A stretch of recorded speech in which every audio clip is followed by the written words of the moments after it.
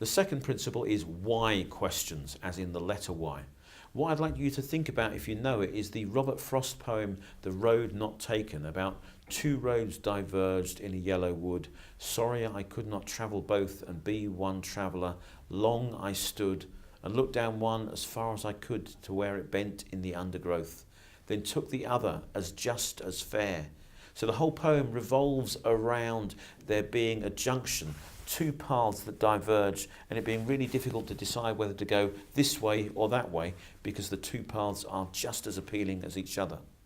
Those are the sorts of questions you need to do philosophy circles successfully. Questions where it would be just as reasonable to have this answer as it would be to have that answer. Questions like, can it ever be wrong to forgive someone? That might lead you to think, well, forgiveness is a good thing, so of course it's always okay to forgive someone. But on the other hand, are there some crimes that are actually unforgivable, or people you have no right to forgive on their behalf? So you're always looking for things which will pull you in both directions. This is where the challenge comes from, the challenge of having a question that doesn't have an easy and obvious answer. Because oddly, as well as being challenging, those sorts of questions are strangely relaxing for children who are worried about having the wrong answer.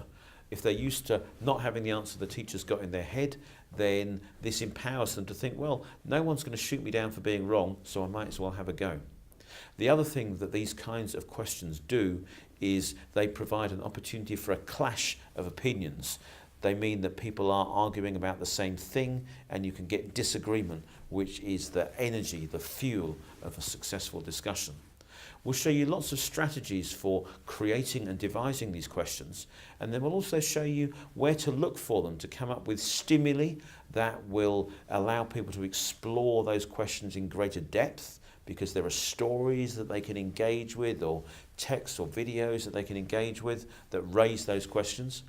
The power of philosophy in role, whereby putting the children into the story as members of a pirate ship, the crew of an alien spacecraft going from planet to planet, helping aliens solve their philosophical problems.